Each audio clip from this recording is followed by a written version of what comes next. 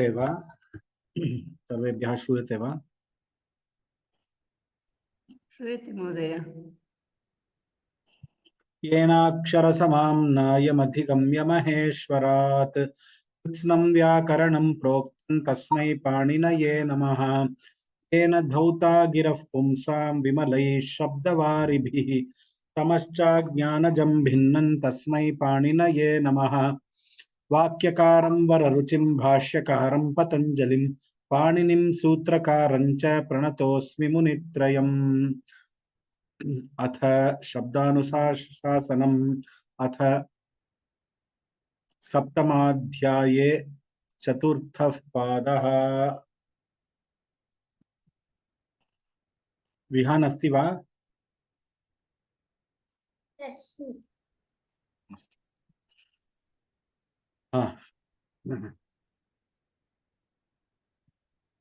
दृश्यते वा स्क्रीन्? आं सर् दृश्यते।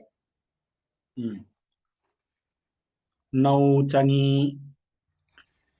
नौचनी नौचनी उपधायाः उपधायाः उपधायाः ह्रस्वः ह्रस्वः ह्रस्वः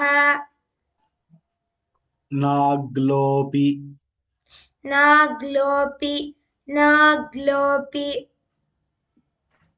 शास्वृदिताम् शास्वृदितां शास्वृदितां भ्राजभाष भ्राजभास भ्राजभास भ्राजभास भाष भाष भाष दीप दीप दीप जीवमील जीवमील जीवमील पीडाम् अन्यतरस्याम् पीडामन्यतरस्यां पीडामन्यतरस्यां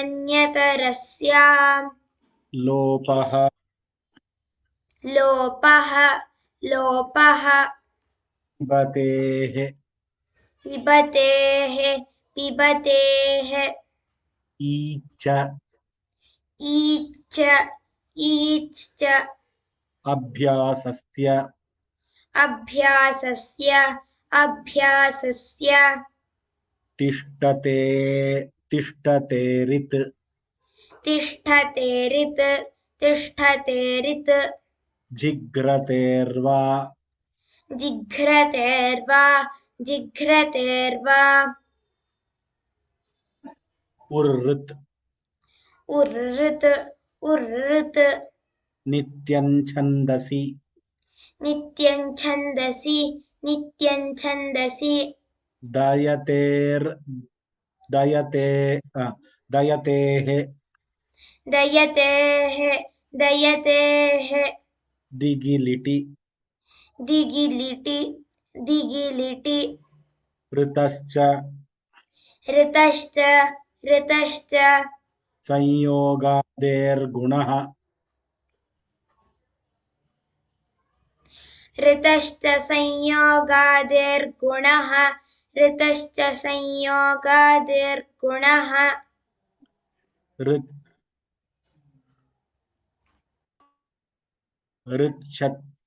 ऋच्छत्रियुताम् ऋच्छत्रियुताम् ऋच्छत्रियुतां ऋच्छत्रियुतां ऋच्छत्रियुताम् ऋच्छत्रियुतां ऋच्छत्रियुतां श्रुदृप्राम् श्रुदृप्रां श्रुदृप्रां ह्रस्वो वा ह्रस्वो वा ह्रस्वो वा केणः केणः केणः न कपि न कपि न कपि आपोऽन्यतरस्याम् आपोऽन्यतरस्याम् आपोऽन्यतरस्याम् ऋदृशोङि ऋदृशोङि ऋदृशोङि गुणः गुणः गुणः अस्य ते स्थुक् अस्य ते स्थुक् अस्य ते स्थुक् श्वयतेरः श्वयतेरः श्वयतेरः पतः पुं पतः पुं पतः पुं वच उम् वच वच शीङः सार्वधातुके शीङः सार्वधातुके शीङः सार्वधातुके गुणः गुणः गुणः अयं इ ङिति ङिति अयं इ ङिति अयं इ ङिति अयं इ ङिति किङिति दट् कि अर्धकाय् अस्ति खलु तद् किञ्चित् सूक्ष्मतया कर्तव्यम् एकनिमिषं शृण्वन्तु सर्वे तत् सर्वे शृणुमः अयं यक्ङिति उपसर्गाध्रस्व ऊहतेः एतेर्लिङि अकृत्सार्वधातुकयोर्दीर्घ I am just going to play this sutra. सर्वे शृण्वन्तु अयं यक्ङिति इदानीं श्रुतं वा सर्वैः आम जी तत्र अयङिति सर्वे वदन्तु विहान वदतु अयं ङिति अयं ङिति एवं वक्तव्यम् उपसर्गात् उपसर्गात् उपसर्गात् उपसर्गात् स्क्रीन न दृश्यते महोदय क्षम्यताम् एवं वा दृश्यते भगिनी वा इदानीं आं दृश्यते दृश्यते इदानीं दृश्यते उपसर्गात् उपसर्गात् उपसर्गात् ह्रस्व ऊहतेः ह्रस्व ऊहतेः ह्रस्व ऊहतेः एतेर्लिङि एतेर्लिङि एतेर्लिङि अकृत् सार्वधातुकयोः अकृत् सार्वधातुकयोः अकृत् सार्वधातुकयोः दीर्घः दीर्घः दीर्घः सर्वे यदि शक्यते चेत् वीडियो आन् कुर्वन्तु च्वौ च च्वौ च रीङ् ऋतः रिङ् ऋतः प्रथमं रीङ् इति आगच्छति अनन्तरं रिङ् इति आगच्छति रीङ् ऋतः रिङ् ऋतः रिङ् शयग्लिङ्षु रिङ्क्षयग्लिङ्क्षु गुणोर्ति गुणोर्ति संयोगाद्योः संयोगाद्योः यङि च यङि च ईघ्राध्मोः ईघ्राध्मोः अस्य च्वौ अस्य च्वौ क्यचि क्यचि च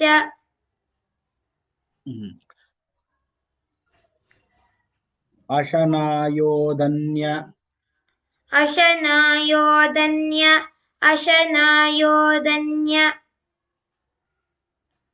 धनाय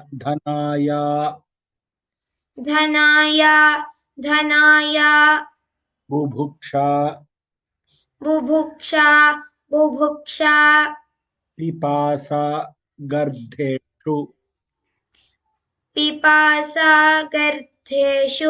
पिपासागर्धेषु न छन्दस्य पुत्रस्य न छन्दस्य पुत्रस्य दुरस्युः दुरस्युः दुरस्युः द्रविणस्युः द्रविणस्युः द्रविणस्युः वृषण्यति वृषण्यति वृषण्यति रिषण्यति रिषण्यति रिषण्यति अश्वाघस्यात् अश्वाघस्यात् अश्वाघस्यात् देवसुम्नयोः देवसुम्नयोः देवसुम्नयोः यजुषि काठके यजुषि काठके यजुषि काठके कव्यध्वर कव्यध्वर कव्यध्वर पृतनस्यर्चिलोपः पृतनस्यर्चिलोपः पृतनस्यर्चिलोपः द्यतिस्यति द्यतिस्यति द्यतिस्यति मास्थाम् मास्थाम् मास्थाम् इत्तिकिति इत्तिकिति इत्तिकिति शाच्छोः शाच्छोः शाच्छोः अन्यतरस्याम् अन्यतरस्याम् अन्यतरस्याम् दधातेर्हिः दधातेर्हिः दधातेर्हिः जहातेश्चक्त्वि जहातेश्चक्त्वि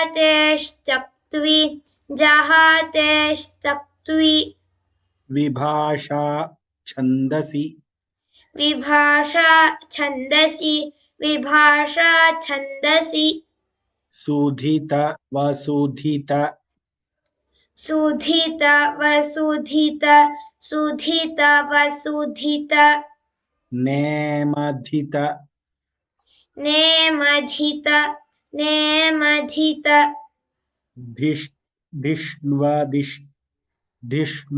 धिष्व धिष्व धिष्व धिषीय च धिषीय च धिषीय च धिष्वधिषीय च धिष्वधिषीय च धिष्वधिषीय च दोदद्घोः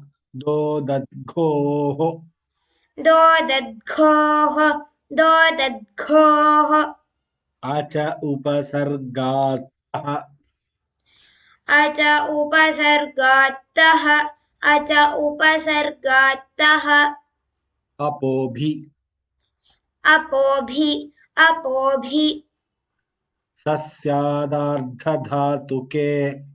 सस्यार्धधातुके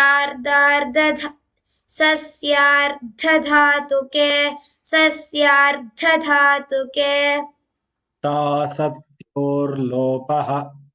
तासस्त्योर्लोपः तासस्त्योर्लोपः ऋच ऋच ऋच अ एति ह एति ह एति ईवर्णयोः ईवर्णयोः ईवर्णयोः दीधिवेव्योः दीधिवेव्योः दीधिवेव्योः सनिमिमाघु सनिमीमाघुः सनिमीमाघुः घु नास्ति सनिमिमाघु सनिमीमाघु सनिमीमाघु रभलभ रभलभ रभलभ शकपत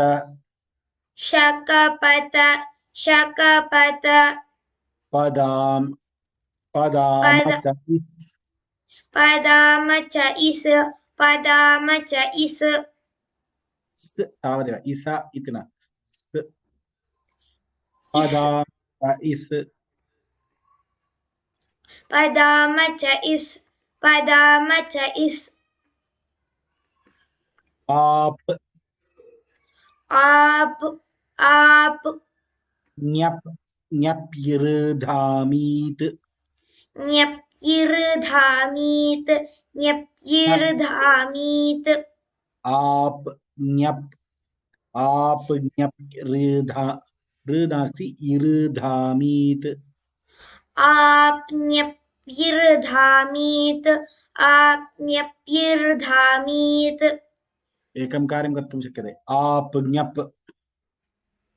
आप्न्यप् आप्न्यप् इऋधामीत् इऋधामीत् इऋधामीत् दम्भ इच्छ दम्भ इच्छ दम्भ इच्छ मुचो कर्मकस्य मुचो कर्मकस्य मुचो कर्मकस्य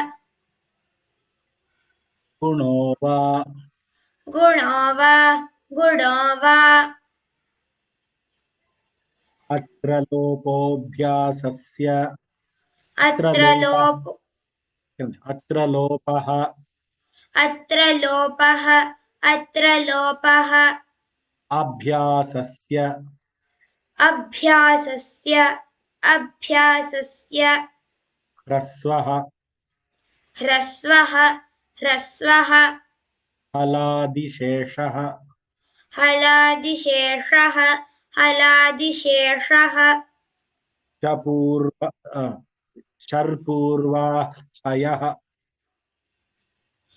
शर्पूर्वाः खयः कुहोश्चुः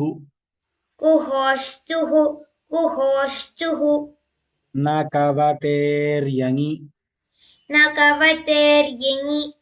कवतेर्यङि कृशेश्छन्दसि कृशेश्छन्दसि दाधर्ति. This is a very important sutra, big sutra.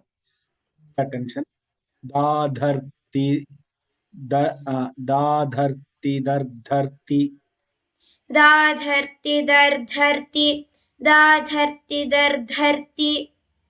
dardharshi दर्धर्षि bobhutu बोभूतु te tikte ते तिक्ते alarsyapani phanat अलर्ष्यापनी फणत् samsanishyadat संसनिष्यदत् karikrat kanikradat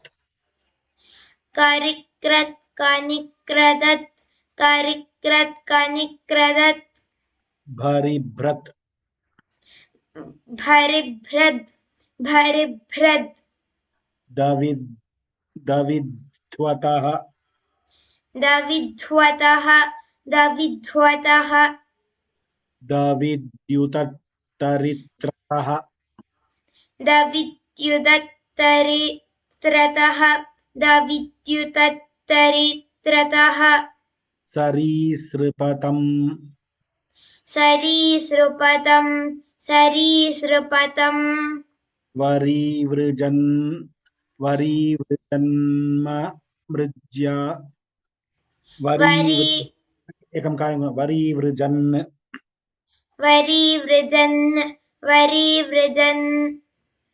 मर्मृज्य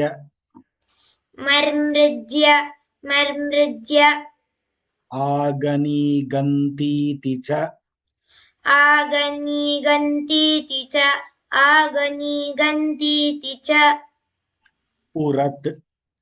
उरत् उरत् द्युतिस्वाप्योः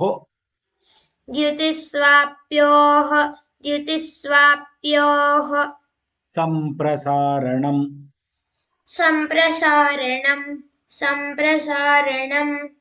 यथोलिटि दीर्घ इणः किति दीर्घ इणः किति अत आदेः अत आदेः अत आदेः तस्मान्नुड् द्विहलः तस्मान्नुद्विहलः तस्मान्नुद्विहलः अश्नोतेश्च अश्नोतेश्च अश्नोतेश्च भवतेरः भवतेरः भवतेरः ससुवेति निगमे ससुवेति निगमे ससुवेति निगमे निजान्त्रयाणाम् निजान्त्रयाणाम् निजान्त्रयाणाम् गुणश्लौ गुणश्लौ गुणश्लौ भ्रियामित् भ्रयामित् भ्रयामित् अर्ति पिपर्त्योश्च अर्तिपिपर्त्योश्च अर्तिपिपर्त्योश्च बहुलं छन्दसि बहुलं छन्दसि बहुलं छन्दसि संयतः संयतः संयतः ओः पुयञ्ज्यपरे ओः पुयञ्ज्यपरे ओः पुयञ्ज्यपरे स्रवति शृणोति स्रवति शृणोति स्रवति शृणोति द्रवति द्रवति द्रवति प्रवति प्रवति प्रवति प्लवति प्लवति प्लवति च्यवति नावा च्यवति नावा च्यवति नावा गुणो यङ्लुकोः गुणोयं लुकोः गुणोयं लुकोः दीर्घोकितः दीर्घोकितः दीर्घोकितः नीग्वञ्चु नीग्वञ्चु नीग्वञ्चु स्रंसु ध्वंसु स्रंसु ध्वंसु स्रंसु ध्वंसु भ्रंसु कसपत भ्रंसु कसपत भ्रंसु कसपत पदस्कन्दाम् पदस्कन्दाम् पदस्कन्दाम् नुगतो नुनासिकान्तस्य नुगतः नुगतः नुगतः अनुनासिकान्तस्य अनुनासिकान्तस्य अनुनासिकान्तस्य जप जभ जप जभ जप जभ दह दश दह दश दह दश भञ्जपशाञ्च भञ्जपशाञ्च भञ्जपशाञ्च करफलोश्च चरफलोश्च चरफलोश्च उत्परस्यातः उत्परस्यातः उत्परस्यातः तिच तिच तिच रीगृधुपदस्य च रीगृधुपदस्य च रीगृधुपधस्य च रुग्रिकौ च लुकि रुग्रिकौ च लुकि रुग्रिकौ च लुकि ऋतश्च ऋतश्च ऋतश्च सन्वल्लघुनि सन्वल्लघुनि सन्वल्लघुनि चङ्परेण ग्लोपे चङ्परेण ग्लोपे चङ्परेण ग्लोपे दीर्घो लघोः दीर्घो लघोः दीर्घो लघोः अथ स्मृ अत् स्मृ अत्स्मृ अत्स्मृ दृ तत् दृ एव अस्ति दृत्वर धृत्वर धृत्वर प्रथम्रद प्रथम रद प्रथम रद स्पृशं स्पृस्पशां विभाषा विभाषा वेष्टिचेष्टयोः वेष्टिचेष्टयोः ईचगणः ईचगणः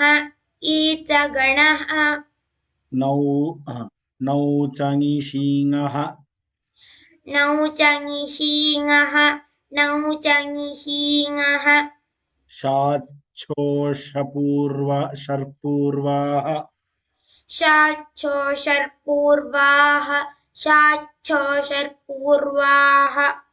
स्रवति स्रवति सप्तदश इति पाणिनीयसूत्रपाठे इति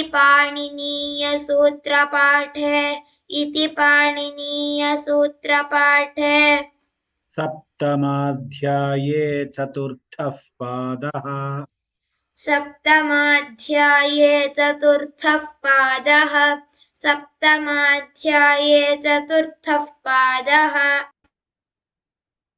आहत्य 97 सूत्राणि सन्ति सप्तदश इति अन्ते भवति नौचङ्युपधायाः ह्रस्वः प्रथमं सूत्रं शीङस्सार्वधातुको गुणः इति 21तमं सूत्रम् अनन्तरं शाच्छोरन्यतरस्यामिति 41तमं सूत्रं कर्पूर्वाःखयः इति 61तमं सूत्रम् अनन्तरं स्रवति शृणोति द्रवति प्लवति चवतीनां वा इति 81तमं सूत्रं तदनन्तरं 17 सूत्राणि सन्ति एवं तत्र मेमरी टेक्निक् अपि अस्ति अनन्तरं संख्या अपि सम्यक् वर्तते अत्र अस्मिन् पादे so in this pada lot of easy sutras are there are one or two difficult for memorization sutras like this bhraja bhasa bhasha deepa jiva meela pida manyatrasyam. So we have to remember the break correctly. Bhraja bhasa bhasha deepa jiva meela, like that you have to put hyphen and keep it read so that you can memorize in set of twos. Normally when these kind of words are there, the set of two will be a easier way to memorize. Bhraja bhasa bhasha deepa jiva meela pida manyatrasyam. So this technique we can adopt. Then similar sutra like is there 30, what is this 36 or okay, durasyur dravinasyur vishanyati rinashyati, that's okay. Sudita vasudita nemadhita dishva dishiyacha. We should be very careful about the dishva. Normally dishnuva, there is one sutra which is dishnuva and all is there. We should not confuse that with this sutra dishva. That is one thing which we should remember. Sanimima ghu, there also rabha labha shakapata padam, the two words is very helpful. Dadharti sutra, we have to do two words only. Dadharti dardharti dardarshi, or 3 you can do only for the sake of first 3, but later two words we have to do.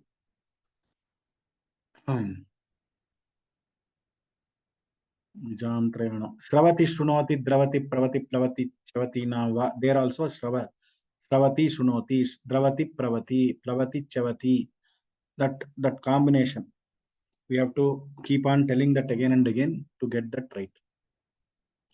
Nig vanchu sramsu also, nig vanchu sram, so nig vanchu can be 1, sramsu dhvamsu can be 1. Like that we can do 2. the way we learned today. Japa jaba daha daha dasha bhaja banja pashamcha. There also japa jaba daha dasha 2 2.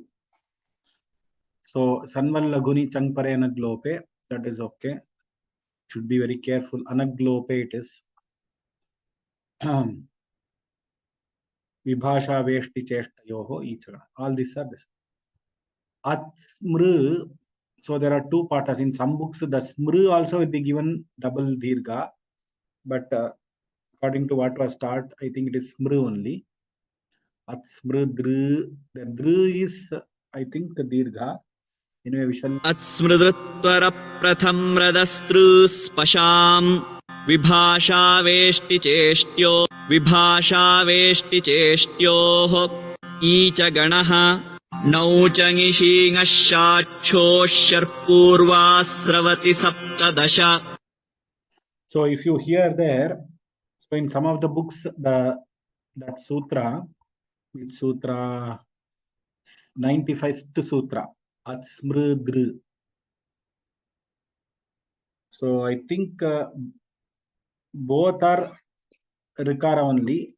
Rikara is not there. I think that is the correct form. Atsmrudru. So Dru is not there. So we will keep that as Atsmrudru. So this is one correction we can make from the website. So with this, I will give the control to Amogha, as you can practice the 7th Adhyaya 3rd Pada Sutras with Amogha. Meanwhile, we will have 3 more classes of learning this Pada. Dhanyavadaha. Amro. Sarvebhyo namaskaraha. Those who want to chant the 3rd pada, kindly raise your hand. Aparna Bhagini. Aparna Ramanatha. Ji 3rd पादा वा 3rd pada. अथ सप्तमाध्यायस्य 3यः पादः देविका सिंशपादित्यवाङ् दीर्घसत्रश्रेयसामात् केकयम् देविका इत्यत्र महाप्रणः नास्ति, पुनश्च दित्यवाड् नकारः न. वाड् देविका शिंशपादित्यवाड् दीर्घसत्रश्रेयसामात् केकयमित्रयुप्रलयानां याधेरियः न याभ्या एतदेव किञ्चित् कष्टमस्ति जी. इव्याभ्यां वा एपि सोल्नु नैव्याभ्यां पदान्ताभ्यां पूर्वौ तु ताभ्यामैच् द्वारादीनां च न्यग्रोधस्य च केवलस्य न कर्मव्यतिहारे स्वागतादीनां च श्वाधेरिङि पदान्तस्यान्यस्तरस्याम् उत्तरपदस्य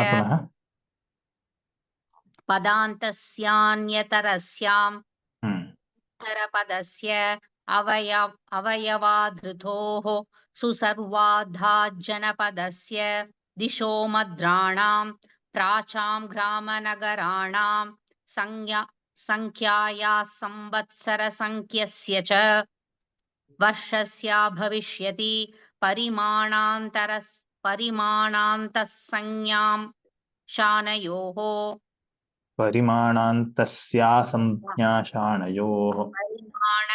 परिमाणान्तस्यासंज्ञाशानयोः जे प्रोष्ठपदानां हृद्बः सिन्धवन्ते पूर्वपदस्य च अनुशतिकादीनां च देवताद्वन्द्वे च नेन्द्रस्य परस्य.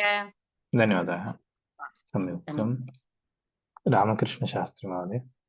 देवताद्वन्द्वे च नेन्द्रस्य परस्य दीर्घाच्च वरुणस्य प्राचां नगरान्ते जङ्गलधेनुवलजान्तस्य विभाषितमुत्तरम् अर्धात् परिमाणस्य पूर्वस्य तु वा नातः परस्य प्रवाहणस्य ढे तत्प्रत्ययस्य च नैनशुचीश्वरक्षेत्रज्ञकुशलनिपुणानां यथा तथा यथा पुरयोः पर्यायेण हनस्तो चिण्डलोः आतो युक्चिङ्कृतोः नोदात्तोपदेशस्य मान्तस्यानाचमेः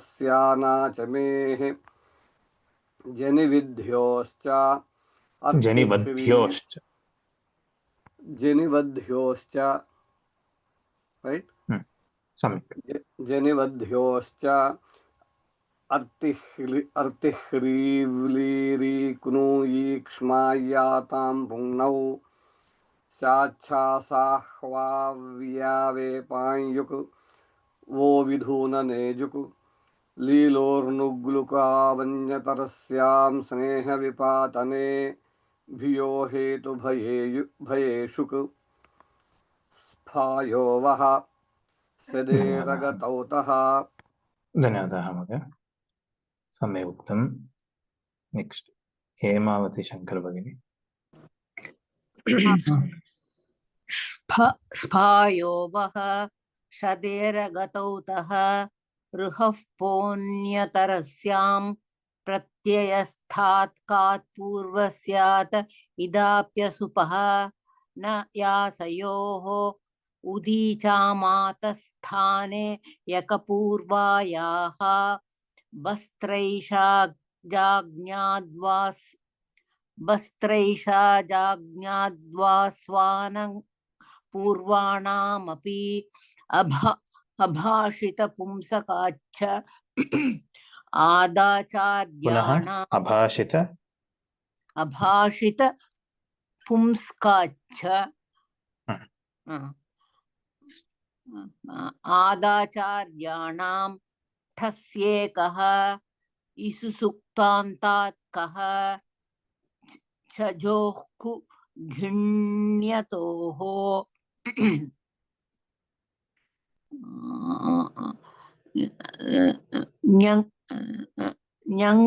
ञङ्क्षादीनां च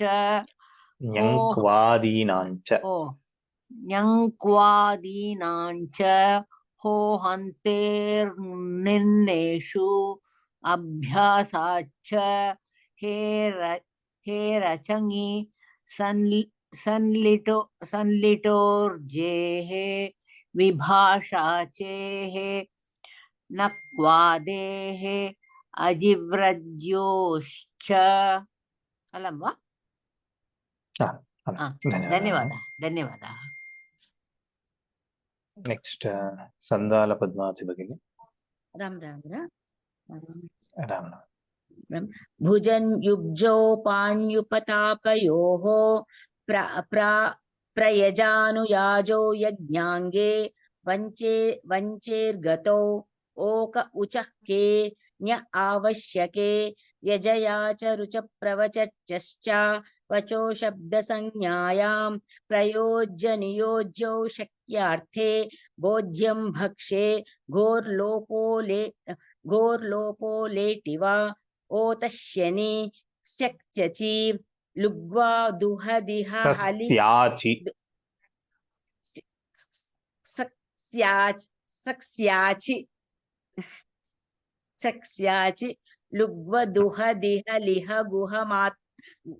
लुग्वदुहदिह लिह गुहामात्मने पदे दन्त्ये क्षमामष्टानां दीर्घश्यनि श्वी उक्लमुचमां शिति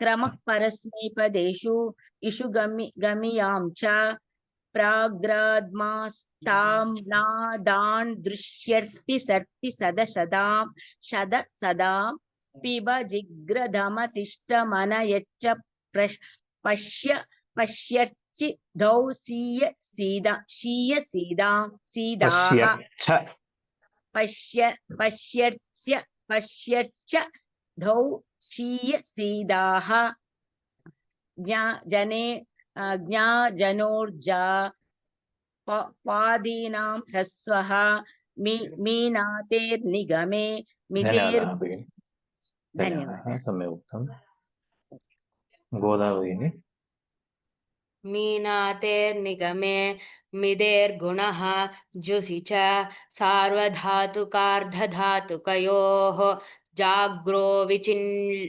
विचिन्ननिक्सु पुगन्तलघूपधस्य च नाभ्यस्तस्याचिपिति सार्वधातुके भूसुवोऽस्ति उतो वृद्धिर्लुकि हलि ऊर्णोतेर्विभाषा गुणो पृक्ते तृणः इं भ्रुव ईट् यङो वा तुरुस्तु शम्यमः सार्वधातुके अस्ति सिचो पृक्ते बहुलं छन्दसि रुदश्च पञ्चभ्यः अड्गार्ग्यगालवयोः अधः सर्वेषाम् अतो दीर्घो यङि धन्यवादः अरुण कुमार महोदय Sir, I'll come when it comes to first sutra. I'll memorize up to 80. I want to recite that. Okay Aparajita भगिनि हाँ 101 अतो दीर्घो यङि सुपि च बहुवचने झल्येत् ओसि च आङि चापः सम्बुद्धौ च अम्बार्थनद्योर्ह्रस्वः ह्रस्वस्य गुणः जसि च ऋतोङि सर्वनामस्थानयोः घेर्निति आण्णद्याः याडापः सर्वनाम्नस्याढ्रस्वश्च विभाषा द्वितीया तृतीयाभ्यां ङेरां नद्यां नीभ्यः इदुभ्याम् औत् अच्च घेः आङो नास्त्रियां देविका देवता स्फायो भुजमीनातेरतो दीर्घो विंशतिः इति पाणिनीयसूत्रपाठे सप्तमाध्याये तृतीयः पादः सम्यक् उक्तं नारायणस्वामी महोदय महोदय you are muted will hear me now. Yes Devika शिंशपादित्य वांग दीर्घ वाड देविका शिंशपादित्य वाड दीर्घ सत्र श्रेयसामात् केकय मित्रयु प्रलयानां यादेर्यः नैवाभ्यां पदान्ताभ्यां पूर्वौ तु ताभ्यामैच द्वारादीनाञ्च न्यग्रोधस्य च केवलस्य न कर्म व्यतिहारे स्वागतादीनाञ्च स्वादेरिङि पादान्तस्यान्यतरस्याम् उत्तरपदस्य अवयवाद्धृतोः अवयवाद्धृतोः सुसर्वार्धाजनपदस्य दिशो मद्राणां प्राचाङ्ग्रामनगराणां संख्यायाः सर्वत्सर संख्यस्य च वर्षस्या भविष्यति परिमाणान्तस्या संज्ञाशापयोः जे प्रोष्ठपदानां परिमाणान्तस्या संज्ञा शाणयोः जे प्रोष्ठपदानाम् सिन्ध्वन्ते पूर्वपदस्य च अनुशतिकादीनाञ्च देवता द्वन्द्वे च नेन्द्रस्य धन्यवाद परस्य धन्यवाद धन्यवाद धन्यवाद अखिला भगिनी देवताद्वन्द्वे च नेन्द्रस्य परस्य दीर्घाच्च वरुणस्य प्राच्यां नगरान्ते जङ्गलधेनुवलजान्तस्य विभाषितमुत्तरम् अर्थात् परिमाणस्य पूर्वस्य तु वा नातः परस्य प्रवाहणस्य ढे तत्प्रत्ययस्य च नञःशुचीश्वरक्षेत्रज्ञकुशलनिपुणानां यथा पुरयोः पर्यायेण हनस्तो चिण्णलोः आतो युक्चिण्कृतोः नोदात्तोपदेशस्य मान्तस्यानाचमेः जनिवध्योश्च अर्तिः ह्रीब्लीरि ह्नुयि क्षमायतां पूर्णौ शाच्छासाह्वाव्यावेपायुक वो विधूननेजुक लीलोर्नुग्लुकावन्यतरस्यां स्नेहविपातने भियो हेतुभयेषु स्फायो वः महोदय धन्यवादः धन्यवादः भगिनी धन्यवादः one of the students has asked here 36th sutra artihri bliri knu yikshmayatam pungnau. It is not pugnau, it is pungnau. Maybe in one of the books it is given pugnau also, but that is anyhow optional. Sandhi is optional, but we tell it as pungnau. Okay. Next, Arun Kumar Mahodaya.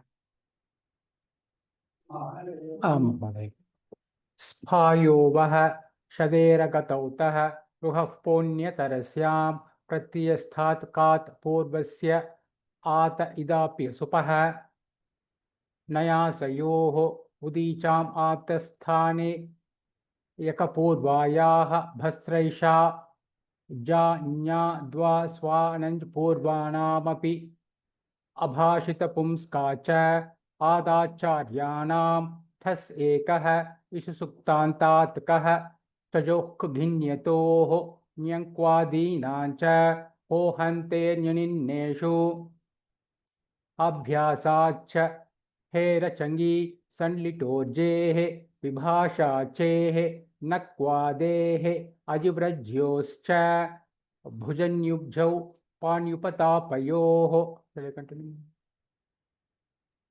आनंद महोदय धन्यवादः. भाग्यलक्ष्मी भगिनी. उजर्नुज्ञौ पाण्युपतापयोः प्रजाजानुयाजौ यज्ञाङ्गे वञ्चेर्गतौ okay उचके न्य आवश्यके यजयाचरुच प्रवचर्चाश्च त्यजेश्च प्रवचर्चश्च त्यजेश्च वचो त्यजेश्च is a vartika, I guess. Oh. If you are reading from the book, it is just pravacharchascha. वा इति अस्ति वचो शब्द संज्ञायां प्रयोज्य नियोज्यौ शक्यार्थे भोज्यं भक्ष्ये घोर्लोपो वा ओतश्यनि क्यस्याचि लुग्वादुहदिह लिह गुहामात्मने पदे दन्त्ये क्षमामष्टानां दीर्घश्यनि ष्टिवुक्लमुचमांशिति क्रमपरस्मैपदेषु इषुगमियमाञ्चः पाघ्राध्मास्थाम्नादान् दृश्यर्ति सर्तिशद सदां पिब जिघ्रधमतिष्ठमनयच्च पश्यर्च धौ सीदाः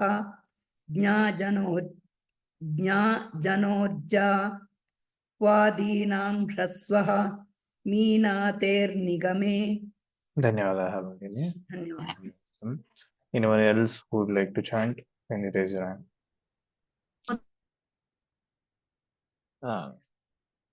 Bhagalakshmi, you are muted if you wanted to ask something. दशमसूत्रे उत्तरपदस्य च इति अस्ति वा?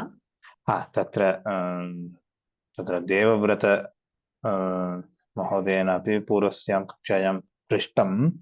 So उत्तरपदस्य च both पाठाः are there. We will tell उत्तरपदस्य. अस्तु महोदय, धन्यवादः.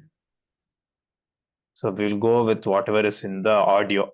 So audio and whatever is on the screen, we'll go with that. Okay, धन्यवादाः. Next, Sonia Bhagini. Namaskaraha. Namaskar. Josicha from this, no? Okay. Sarvadhatukarthadhatukayoho. Sarvadhatukar. Wait, 81. Oh. Sorry, I stand corrected. Sorry, just a second, Bhagini.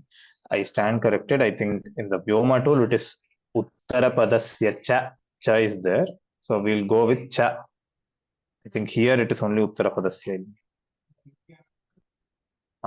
So we'll go with Uttarapadasya cha. We'll go with the audio, whatever is there. But both are right. But we'll go with the audio. Okay. 81. Sonia Bhagini. Minater nigame mider gunaha. Mider gunaha Josicha Sarvadhatukarthadhatukayoho Jagro vichinnal nitsu Pugantalakhupadasya cha Naphyastasya chipiti sarvadhatuke Bhusubortini Subostini. Bhusubortini Uto Brithirlukihali Purnoter Vibhasha Guno Prakte Trinnaha Im Bruva It Yanova Turustu Samyamah Sarvathatuke Atisicho Prakte Bahulan Chandasi Rudascha Panchapyaha Adgargyagalayoho Adasarvesham Ado. Dhanyavad. Next, Bharaneshwari Bhagini. Bharaneshwari Bhagini, I'm able to Namaste. hear you. Okay. Namaste. Now you are audible.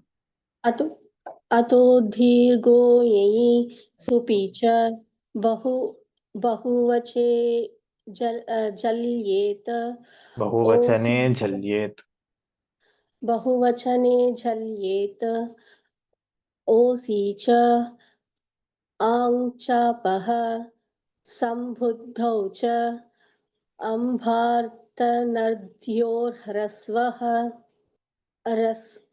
rasvasya gunaha jasicha trito ning sarvanamastanayoho girniti ang nadyaha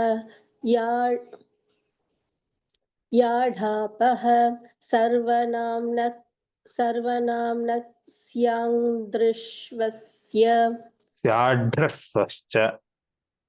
स्याद्यद्रश्वच्च विभाषा द्वितीया तृतीयाभ्यां नेराम्नत्यां निभ्यः ईधुभ्याम् औत अच्छगेः